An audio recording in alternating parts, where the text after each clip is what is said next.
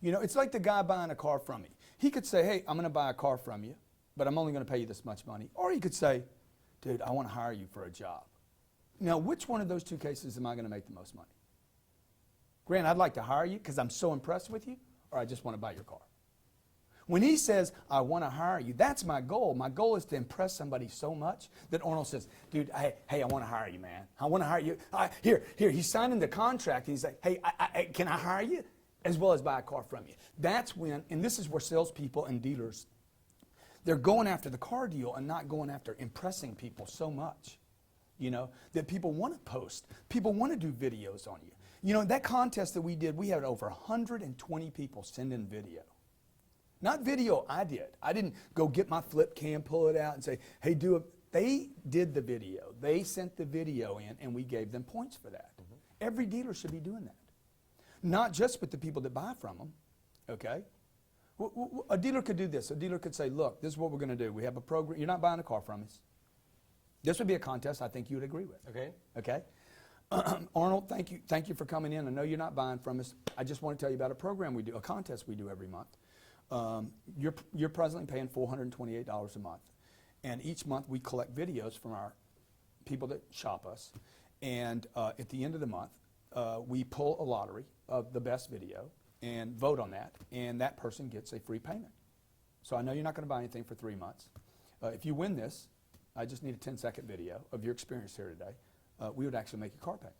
Yeah, I'll do that. Good. What was your experience like? Boom. I take out my phone. I record it. What would you say about your experience with Grant Cardone today? I pull it off of my phone. I store it. I download it. Okay. So if a dealership sells 200 cars, they waited on at least what? What do you think? 1,000 people? Yeah, something like exactly. I want 800 videos. I don't want I don't just want videos from people that bought from me. I want videos from people that didn't buy from me.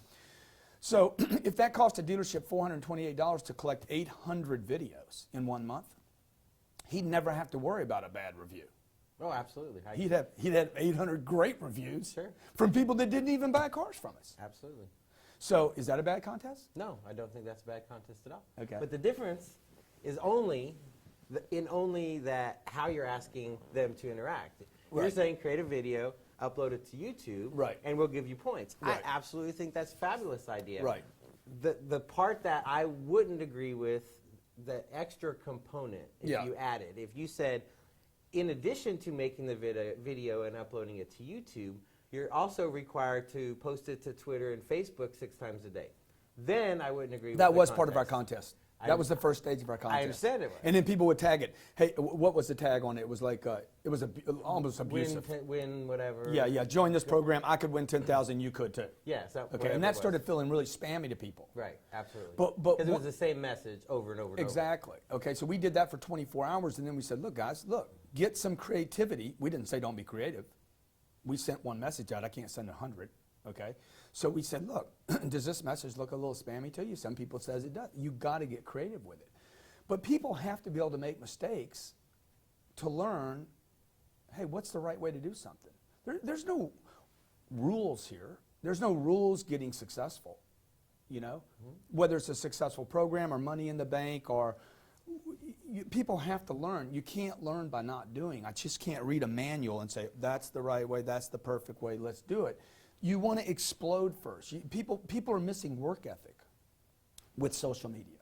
Oh, I agree with that. You agree? Absolutely. Most people are doing too little with social media. You agree with that? I agree with that. Yeah. So look, I'd rather you go out and make mistakes with social media and do too much. One of my best friends, Howard Tenenbaum, said, dude, you're doing too much on Facebook. You're doing way too much on Facebook, okay? I said, hey, you know what you can do about it? Don't be a friend on Facebook, man. Delete yourself. It's simple, bro. I am not going to try to please Howard on my Facebook page. I'll eat crawfish with him 4 times a year. You know, I don't care if he pulls off the Facebook page. I don't care if a lot of people pull off. I just want to add more people than pull off. I agree with that. That's great. You know, and the same thing for Twitter, LinkedIn, the same thing. But I need good content. Like the car dealers don't need to post $169 a month. I absolutely agree with What that. would you say that they should post? I would say that they should post engagement type questions. They should focus not on selling at all, but on engaging, whether that is hey, what did you think the weather was like today? Or, who do you think is going to win the Super Bowl? Right. Or, that kind of thing. Or, maybe this is what's going on. We sponsored our Little League baseball team, community involvement, right. that kind of thing, because you're building what you want. want. You want involvement. You want interaction. Well, and what you want is you want someone that it's just another venue that if someone were searching your dealership, because Facebook has great SEO value, and when someone's typing in your dealership name, it's going to always show up high in results if you have a fan page, because they're optimized really well. So if someone's going to type in Grant Cardone Ford or whatever, and their Facebook page is going to show up, the kinds of things that you want are the kinds of things, like you said, you want those video testimonials, and you want that, and you want to use social media to personalize your dealership. You don't want them to go there and see spam, right, like buy a car, buy a car, buy a car, buy a car, buy a car. Yeah, exactly. I don't know if you saw that article I wrote, six steps to buying a car. No. I created an article that got posted on Huffington Post. Huffington Post is a great blog. Okay? I agree. 4 million viewers there, 4 million viewers, and it gets disseminated everywhere. Everybody picks up HuffPost. So very liberal, well-read. Have a different political kind of agenda than they have, but I use Huffington Post because it disseminates so well. So I wrote this article for car dealers that says, for consumers actually, that car dealers could use to disseminate on their websites and on their social media. And it was called 6 Steps to Buying a Car. It basically goes over what consumers should look for when they buy vehicles. What we were trying to do there, and we did successfully, was provide dealers with valuable content that they could push off to their clients on their websites and social media, saying this is the 6 steps to buying a car. The first step is identify yourself as a buyer. Second step is tell the salesperson that you're not worried about the price. Don't go in banging for price out the gate. So this became great, rich content for dealers to put on their website. Now this started getting posted everywhere, but that's the kind of thing the dealers need to be providing to their clientele, that their clientele will pass on. Not just, hey, free oil changes this week, or this is this cheap. You don't want to sell price in social media, I think you'd agree with. You want to make it engaging. Absolutely. A free oil change for whoever picks the Super Bowl would have gotten many, many responses. Like we got I agree with that 156 new people signed up on our Facebook page just offering a pick on the Super Bowl. And those kind and that's a great contest. Yeah. That kind of thing. You approve of that contest? I approve of that contest. Thank that's you, man. That's great engagement. Okay, well, you know what I want to do? I want to find as many, I want people not approving to all my contests. Because if you're trying to get approval from everyone, look, you need haters. I'm telling you, you need a lot of haters, okay? You need haters. The Kardashians, people hate them, okay? They got $11 million worth of contracts between the 3 chicks. So people don't like Lindsay Lohan. She's probably going back to jail, but we're talking about her. You know what I'm saying?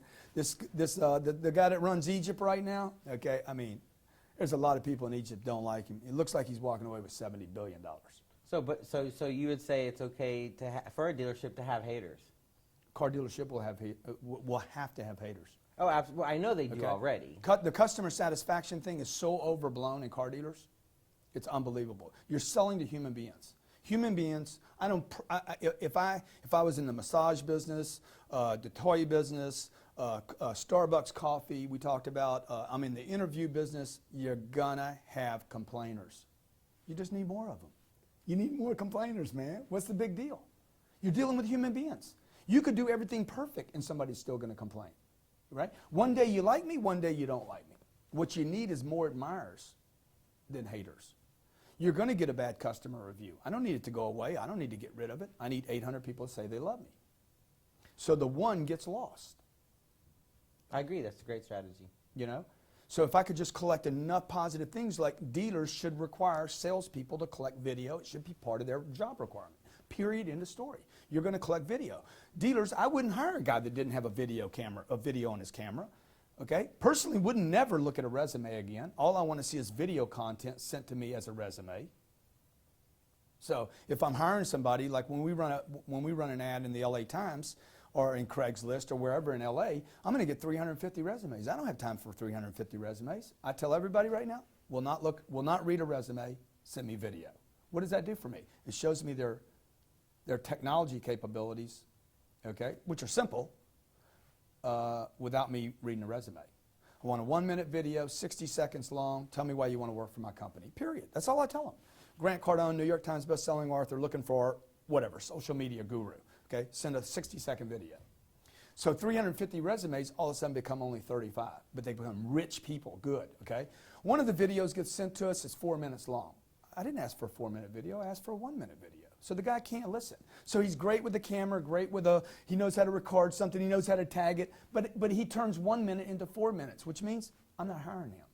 Because if I give him a $1 budget, he's gonna go over by $3. Okay, if I give him 10 minutes for a meeting, it's gonna be 50 minutes. I don't wanna do that with him, right? So I throw him away, I don't wanna talk to him, and I end up with a couple of good people to interview.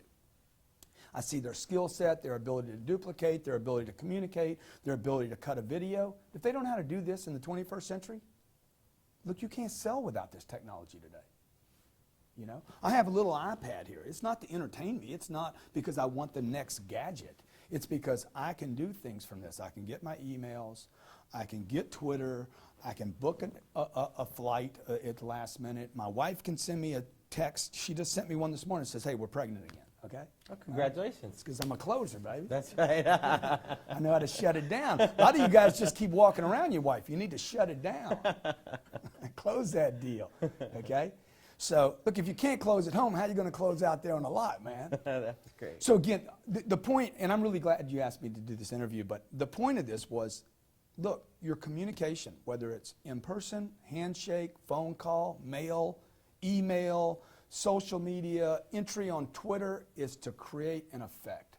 All communication should be with the intent to create a positive effect.